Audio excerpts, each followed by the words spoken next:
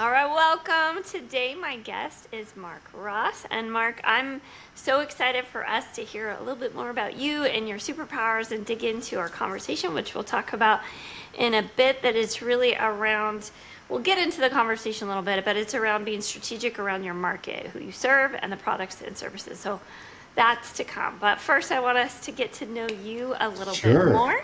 Yeah. And welcome. I should let you say hi first. Hey, Jen. Yeah, good to see you. Glad you could be here with us. Okay, Mark, let's figure out what is your fractional COO motto or mantra? What's something you kind of live by? I'd say my motto, what I present to like owners of small businesses or medium businesses, is that your company should feel more like this. And on my background, you can see that little Polynesian palm tree and the blue waters. And like sometimes I feel like, and I've been a owner of a small business myself, it's just frantic and it feels like you have to do everything. Feels like your team's not doing stuff on their own unless you drive them. And just things are just in a little bit of chaos and it's just frustrating. And so my goal would be like, how can we, and we successfully do it, make your business feel a little bit more like a Polynesian vacation beach experience. That sounds amazing. I love it. That's a great goal and a great way to check off the goal too if they can get on vacation. One of the things I love to say is that part of what fractional CEOs do, we give them the chance to enjoy uninterrupted vacations Yeah. without their businesses falling apart. Absolutely, right? And whether that's I'm a fractional and I'm literally there a number of hours a week and managing departments or groups, or I'm just coming in to help set it up so your current team can manage on their own without you having to micromanage them. I love that. I love that. Speaking of the businesses you come into, what types of businesses do you love to work with and are excited when they put out the call for help? I need help.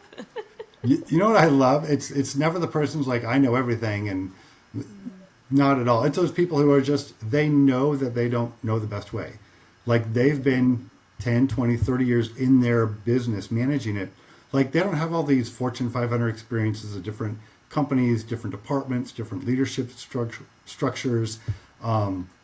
So they're the people who recognize, hey, I'm really good at this business, but I recognize there's a whole world out there of experiences that I didn't gather throughout the years. And so they're looking for somebody who can bring in and add that level of value to their organization. Yeah. It's so powerful because the business owner is experts in their product or their service. They're not experts in running a business. And so for them to be at least aware of that enough is I could see how that would be a great fit.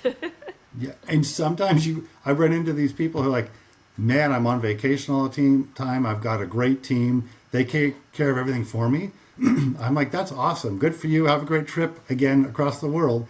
But then for the people who don't have that, there's a lot of value that you and I can bring to those folks. Absolutely. Absolutely. Yeah, because we want them to be able to step away and have it all still there when they come back. Exactly. Even Yeah. if it's just to like a dentist appointment. I mean, it's kind of crazy, right? Yeah. Not that we want to do too many dentist appointments, No. but we got to. We got to. Yeah. So I want to hear what's one operational mess that you like to fix and makes you feel like that ops superhero when you do. One operational mess. I would say, and I hate to see it, and that's why I love to fix it, is multiple layers of management where just you've got people who maybe weren't trained in management or how to manage people. And so you've got people doing the best they can, and they're great people, and they did great at individual contributors or frontline managers, but now maybe they're frontline managers or higher level managers, and they just don't have that skill set. They don't have the toolbox. And so being able to come in, one, give them the structure or framework and how to manage that business, but then also how do they manage the people side of it. And a lot of times it's just training that they haven't received in the past. Yeah, for sure. I think it's so interesting because there's assumptions, I would say, and I actually was having this conversation earlier with another fractional CEO, that they assume that as operations people and chief operating officers, our focus is on processes and data and systems. And it's actually more the people side. So I can imagine, you coming in and fixing that actually fixes the other things too. But it's funny, and I think I've seen both where like we've got the systems and processes, but the people aren't like they were put in place by someone, a previous regime, and now the current folks don't know how to manage it. Or you just got some great people, great leaders, but they never had the systems installed. But if you can get the systems in place, they can manage it. They just need help getting like how do I do this better? So I've seen both sides of that spectrum. Yeah, absolutely. But again, it's a people question. How do I do this better? And having expertise is usually missing. So it's awesome. You can come in and put on your cape and save the day. Well, let's shift into our topic for today. And overall, we're looking at the strategic direction of the business. This is kind of the part of the series that we're in right now. And I'm excited to hear from you and dig into this about being strategic with your market. And so I want to hear a little bit more, like, why should small businesses be strategic about who they serve and what do they provide, products and services? Yeah. Oh my gosh, it's such a big question too. We've got a couple hours, right? So Well, we'll get started at least and get the surface level, if nothing else. well, and I'll just start with a typical organization that's not, one of the Fortune 500s does, and even some of the Fortune 500s will do. Okay, we'll do our 2-day offsite, and then we're going to figure out all the strategy needs for the entire year, get it dialed in, and it's going to be perfect. And we're just going to follow that, 12 months out. And it's just, it's not the most successful strategy I've seen, right? From what I've seen, like Procter and Gamble, and I love their model. It's starting to look at, what are the internal, like you do the SWOT analysis, internal, external, but then also, if all those things are true, what's the strategy you want to take? And then what would it take to successfully execute in that market? And what if we run into challenges? Then how do we adjust or change? And what do we need not only from a product we're trying to sell or a service we're trying to sell, but what infrastructure do we need to support that in order to make sure the customer's happy and wants to come back to us, make it at a price that's affordable, that makes them want to come back. And sometimes you're a premium priced product, right? Or service. So what does that look like? How do you differentiate that from like I'm going for a low dollar, high volume type business? And a lot of times you get people, they don't want to be too expensive and they don't want to be the low cost. So they find themselves in the middle and they're just not as successful as if they would have taken the time to just really search out the market, decide who they want to be, and then just really execute on that from top to bottom within their organization. I want to go a little bit further into that, which is really when they don't take the time, like you said, if they don't take the time to just step back and be like intentional is what I'm hearing too. This is who we serve, and not being stuck just in this in between. The middle is not the best place to be. So what does it look like in businesses when they don't have that time to be intentional and strategic about who we serve and why, is what I'm also hearing you say. It's trying to do all things, right? They want to give an excellent level of service, but they're not charging enough to have the infrastructure to provide that. So everyone's running around chickens with the head cut off, hair on fire, because they're trying to do more than they can afford to do. And so it makes a little bit of crazy. Or they're trying to serve a really broad market and get their product out so they make a bunch of product, but they aren't getting their cost low enough to effectively give themselves enough margin to play in that area. So great, you want to make 1 million widgets, but you're going to have to get really efficient at making them inexpensively to give you enough profitability to reach out and do the marketing you need to continue to grow that. And so it's like this, if you've got the flywheel running well and it just keeps on spinning and you're making the profit to continue to reinvest and it just keeps going higher and higher. So you're making 1 million widgets and now you're making enough profit you can advertise to sell 2 million widgets the next year and you're reducing your cost every year. It's a great thing, right?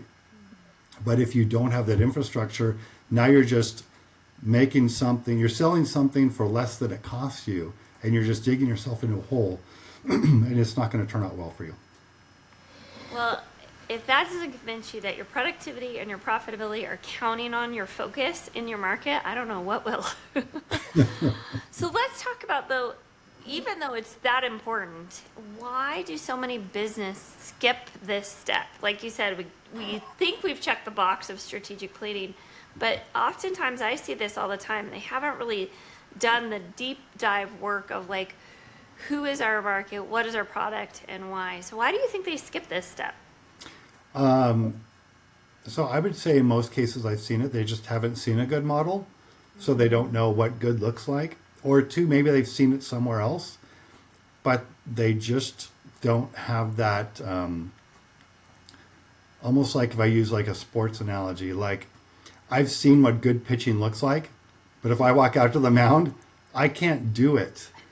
Right. And so I think people like, I've seen really good strategy stuff, but that's just not my, who I am or my skill set. And so I think it's either they haven't seen it or they don't know how to, or sometimes I'm not willing to invest in that. I'm going to do a 2 day, we're going to get it dialed in, and we're going to try to stick to it, even though we know by January 1 it's going to fall apart. So I think the absolutely true on all of that. I also see that, like you said, invest in it. That it's very hard, in my opinion, it's very hard to do this internally.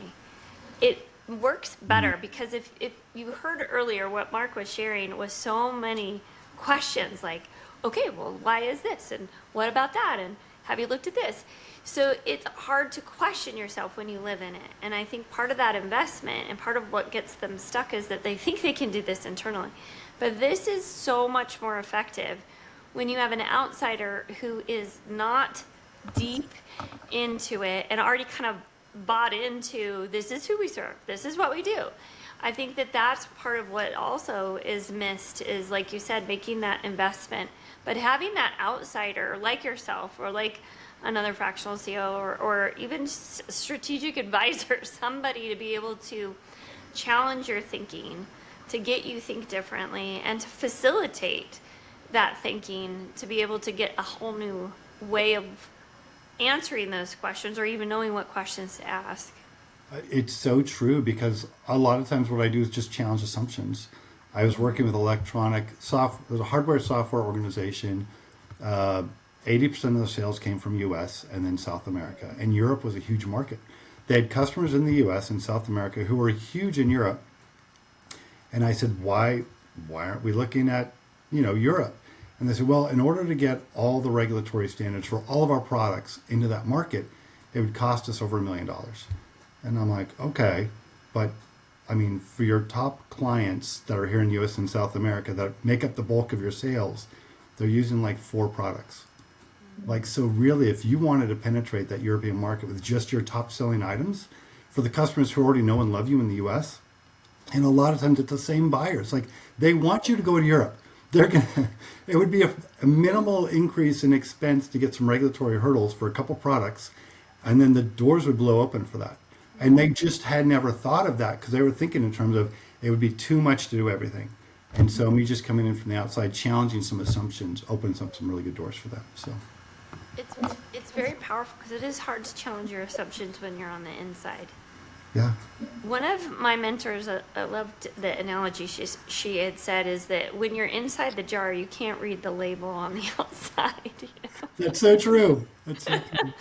And I think that's part of the power of it, and having you be able to step back and take even the time. So I think part of it is like the investment, and it is worth investing in another person. Obviously, it doesn't have to be a full fractional COO that's there for the whole time. It can just be a project base where we come in. I have fractional COOs who do quarterly and annual planning just to help that outside thinking and that facilitation as an operations person. Because it's the other thing I think is like we were saying, it's not only that outside view, but it's taking it to the next step.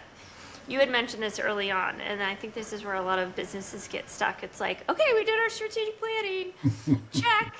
Or yeah, we've met. I've had this clients tell me before. Well, I've already met with a marketing strategist, and we know who we're serving. Oh, Yeah. great! Can I see all of that information?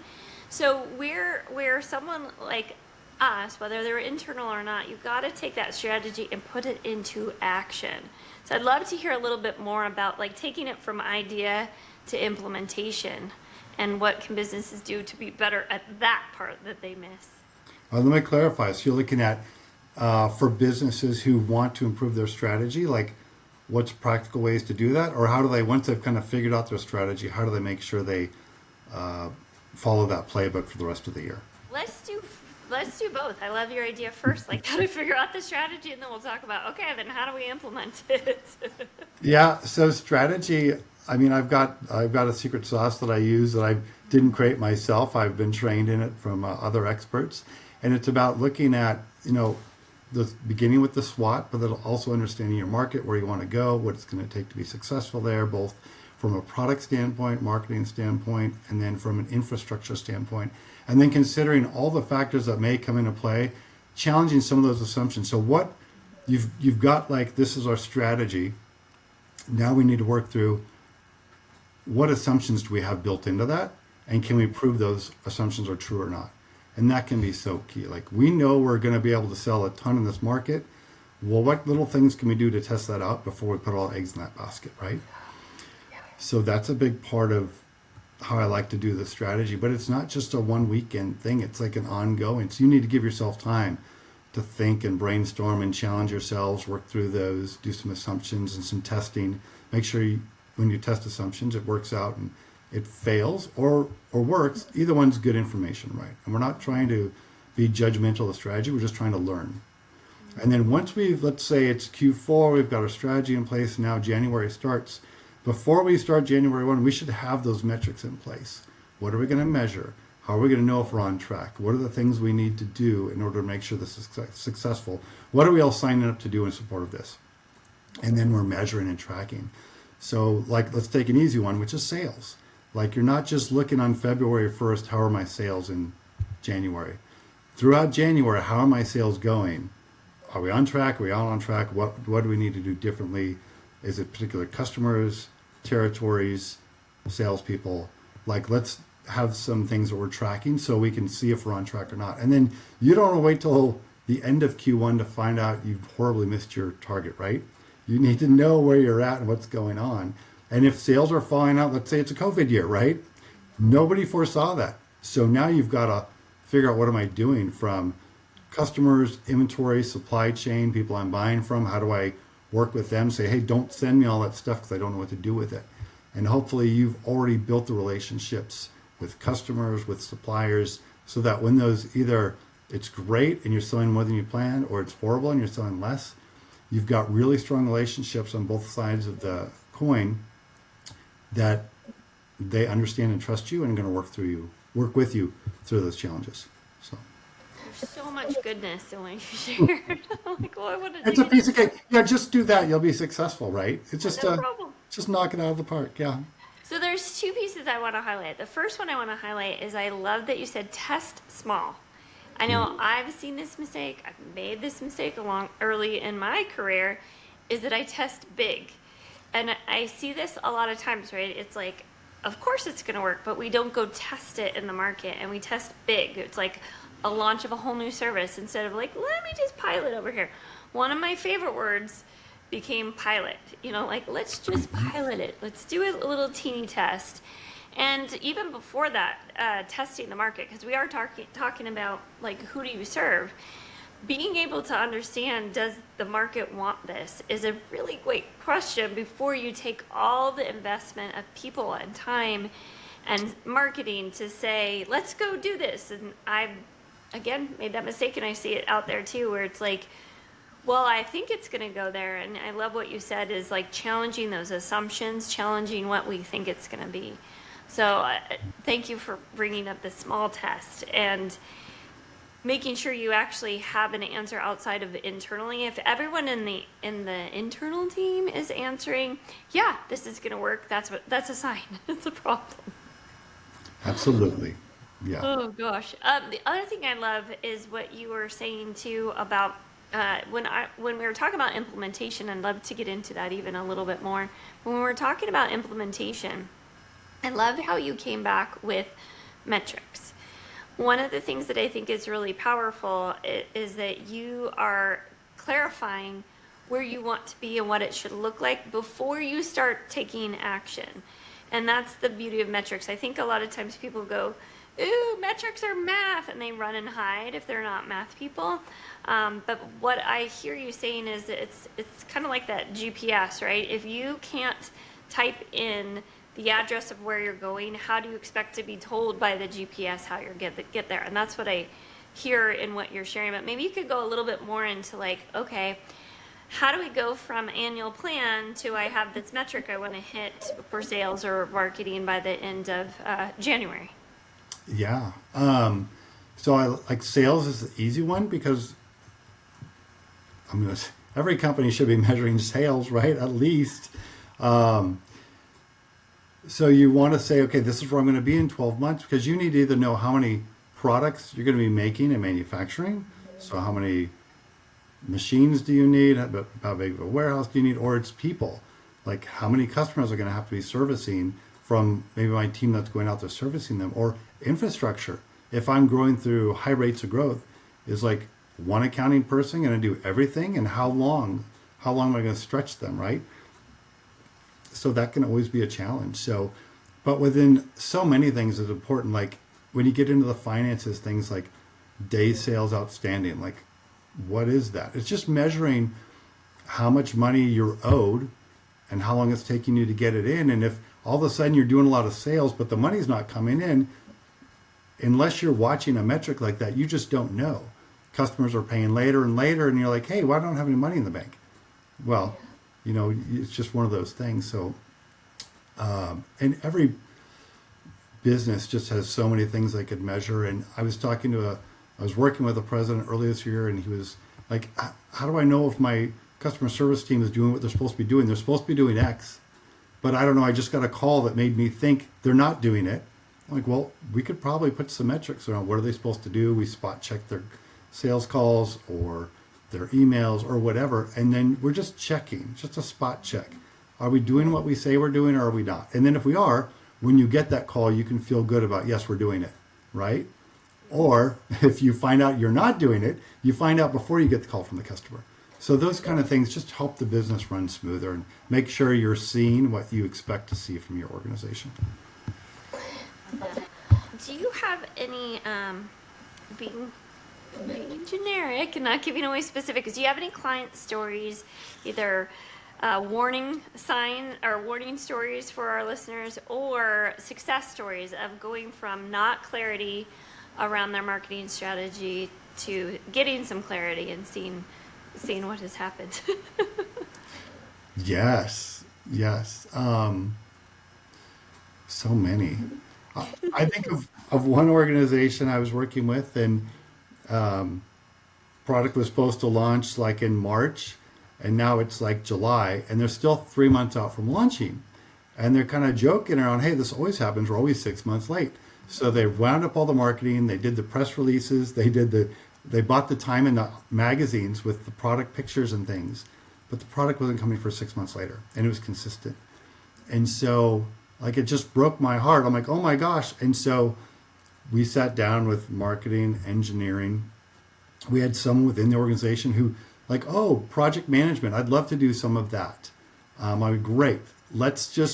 So we built a light version of project management, took all the pieces, put them down, and as people were like, oh, this will take me, 6 weeks to do that. Okay, when are you going to start? Today? No, I can't start till they finish.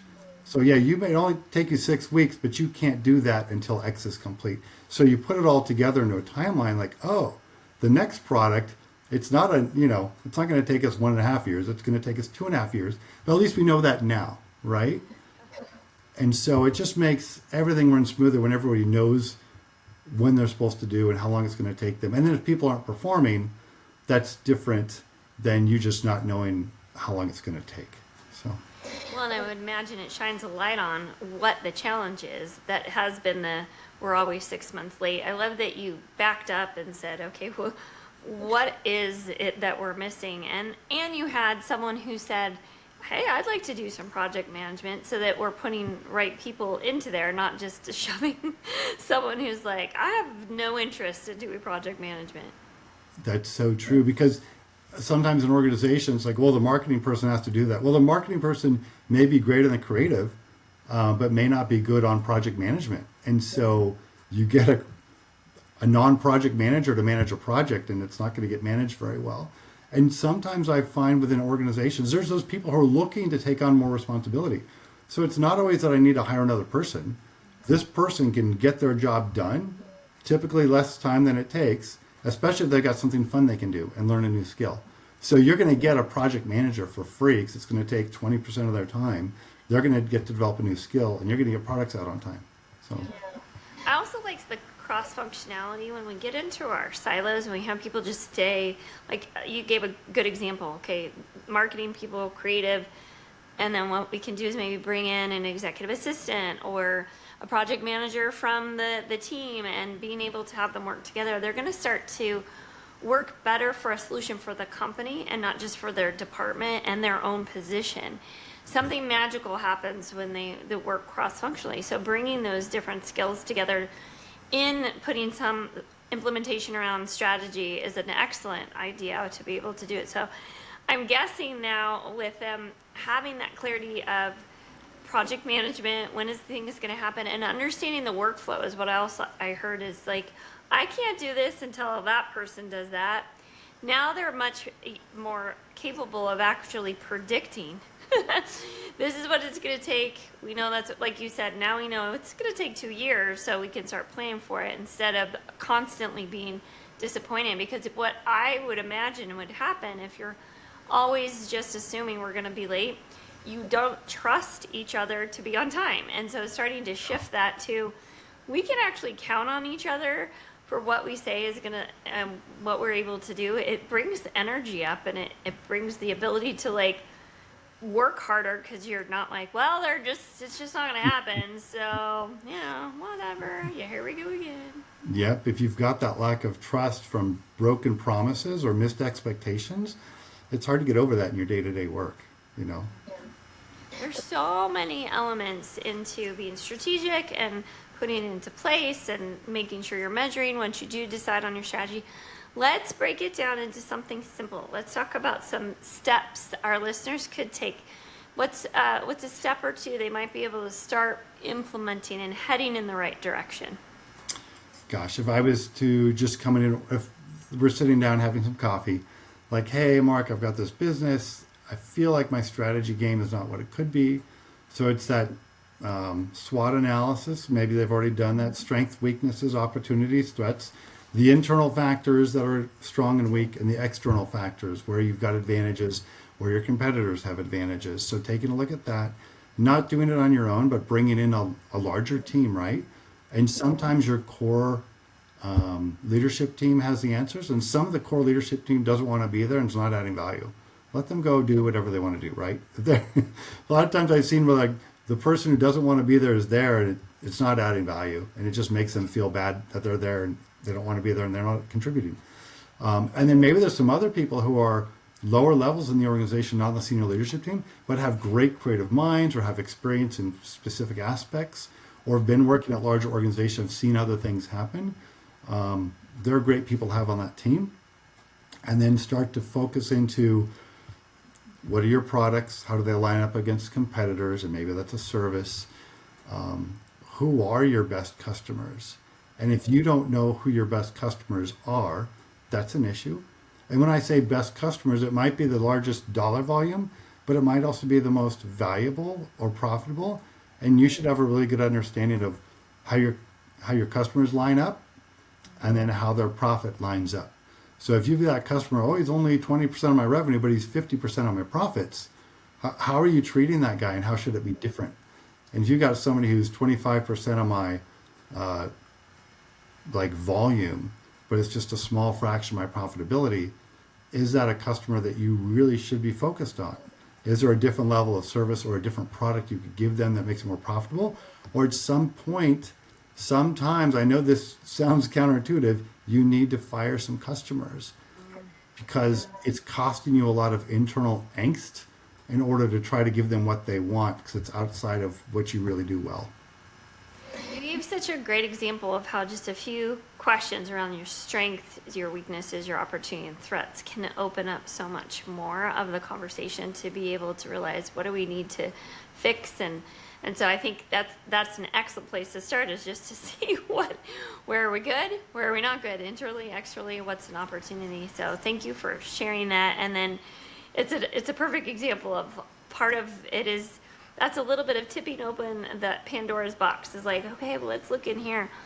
But you can't fix what you don't see. And what you're doing around sharing about challenges and asking these different questions helps you see, so you can make a much better decision about what to fix and what to focus on. Absolutely. Yeah. All right, Mike. I'm looking at the word Mike. All right, Mark, tell me now, what is your question for me? I get to flip the mic and have you ask me something, and I don't know what it is, so I get to be surprised. I put some thought. I really wanted to ask you something to challenge you and make you squirm. I got nothing. So I'm going to give you a softball today. So, Hamilton COOs, the marvelous Jen Hamilton, like, you've been doing so many things. Like, we've known each other for probably a year and a half now, and you continually breaking out with new things, and now this podcast. So we're sitting down to coffee a year, 2, 5 years from now. Like, what will you have done between now and then that's different? What new things do you have on the horizon? That's a great question. So, as of the recording of this, I've got a book coming out, and part of what I'm looking at is taking a much bigger stand in advocacy and education. There are so many small businesses out there, and you gave some examples today, but there's so many examples of things that need some tweaking to be able to run better. Because at the end of the day, most of what can be lost is productivity, which of course means profitability. And what's at the heart of that is that the dream you had of having the ability to have a business that allows you to go on that Polynesian island and having your team be empowered by it, your family to be free by it. What gets in the way of having that bigger dream is what most business owners don't know, and it's putting these operational pieces in place. So that's where I see is that I'm out there and more people are understanding the impact of operating a business strategically and having a system for that. So that's where I see my big opportunity, and it's not just for me, it's for other small businesses to realize you don't have to stay stuck. There are solutions. Of course, I believe that operations consultants and fractional COOs having access to these expert minds and simple strategies, and sometimes complex strategies, but we make it simple, will get you over the hump, will get you to the Polynesian island, will get you to the dream you started with, will get you to not have to resent your business, but Right. really appreciate, and so that's part of what makes me happy. But there's a lot of people who don't know. It's a simpler solution than you realize, and it doesn't have to be all on your shoulders as the owner. So ideally, in 5 years, there's many more small businesses that can go, oh, I have some help. It's not all on me. That sounds great. Look forward to the book. Thank you. It won't have all the solutions to that, but maybe there'll be another book in 5 years between now and then. Mark, this has been so amazing. Thank you so much. I always learn from you. I love being with you, and I'm grateful that other people got to hear from you. While I know that people who are like, I don't know who's the right fractional CEO for me, can come to us, we'll help match you. I have been lucky enough to find great matches for you, and I know that people who get to work with you are very, very lucky. If people are listening and they're like, gosh, you know what? Mark's my guy. How can they find you? How can they reach out to you? And Jen, thanks so much. I trust that you share those trusted relationships with me, and I'm able to help out the people that you work with. So yeah, you can find me on LinkedIn. I'm the Mark Ross connected to Jen. Also rosscg.org, rossconsultinggroup.org. And I've always got time for folks too, because I know a lot of folks who just need an hour or two, and I can get them pointed in the right direction, and then they can try out some things like, hey, have you tried this? Are you measuring that? Have you tried looking at doing it this way to see if you can get those people to perform? And a lot of people get a lot of value from that. And then there's other folks who are like, I've had it. I, I'm working way too many hours for way too little money. I haven't gone on that stupid Polynesian vacation in a long time, and I need someone to come in here and just help. And once we get it up and going, I usually work myself out of business in 3 to 9 months. So, but we call out to me, free call. If I can help you get you pointed in the right direction, I'd be happy to do that. So. Mark, I love that you do that for folks because I know people are a little hesitant to go get some advice or like, I'm going to get pitched or whatever. And I know it's you truly just being authentically able to point them in the right direction. So I appreciate you offering that up, and I hope people will take you up on this generous offer. Thanks, Jen. Thank you so much for being with us. And until next time, I look forward to the next time you and I actually will have to do this again. This was incredible, and I can't wait to have the next conversation with you. Thanks so much, Jen. I appreciate all you do for our community. Absolutely. Thanks, Mark. Thanks. Bye. Don't hang up.